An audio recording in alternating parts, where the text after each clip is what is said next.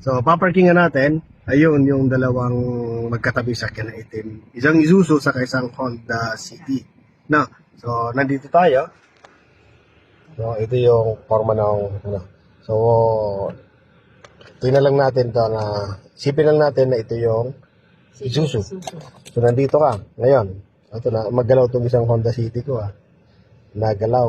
No, so nandito ka, no? Alisin ko nga muna itong Honda City na to. Yan. So, gagawin mo, dahil nandito ka, pupuntahan mo muna yung Isuzu na yun ito. Yung Isuzu na yan.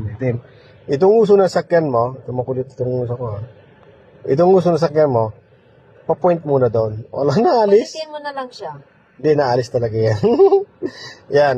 Papupuntahin muna siya doon, sa nguso, yung uso na sakyan mo, sa nguso nitong, anong to, ilalapit mo. Kapag lumalapit, ilalayo mo syempre. Ganyan. Tapos, pag tumapat na po yung mirror niyan, sa ilaw niya, kabig ka ng kaliwa, patodo, tapos sa bante, hanggang makita mo lang itong side na to. Na, pag nakita mo na, stop ka na, then, reverse, yung gulong mo sa likod, yan din mo, saka mo ilapit-lapit dito.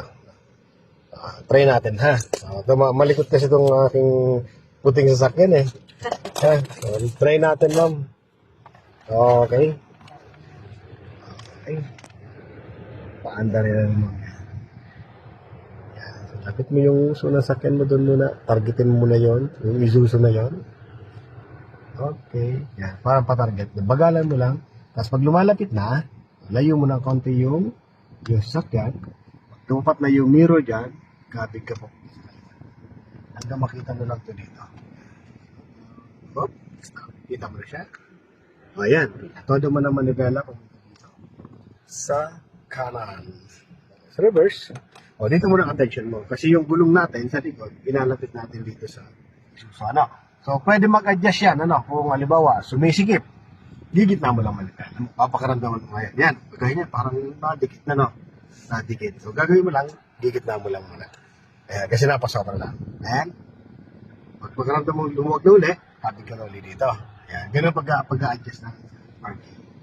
Yan. Pagkatapos mo at okay naman, lalo na pag nakatapat na yung gulong dyan sa nguso na yan, so hindi nasasabit yan. So gagawin mo, titingnan naman po sa kabilang side. Ano po? Okay, atras. Okay, ito safe na to. Okay, dyan ka naman sumilip. Safe din po. Safe naman po dyan, Tapos hintayin mo lang na pumantay katawan sa sakyan mo doon sa dito sa side na to. Pantay na. Tingnan ko nga papanoorin kita kung paano mo gawin. Mababa ka? Hindi po, dito lang ako pero ikaw lang magano. Mainit Oo nga po. Sobrang init. Tingnan ko lang kung saan ka pa nagkakamali. Dito magpapark siya. Yan. Hindi ka natin yan. Ayun na. Tasan mo na yan. So, gawin mo lang. Okay.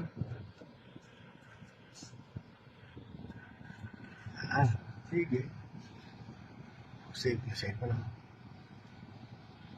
Napakaramdam mo. Yun, tama,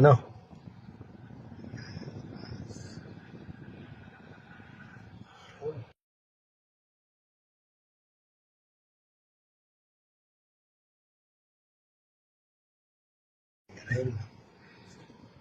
Diba? Ay, Tintin. Galing na ni Ma'am Shi. Pangalan nito, Tintin. Si Tintin pala ta. Diba?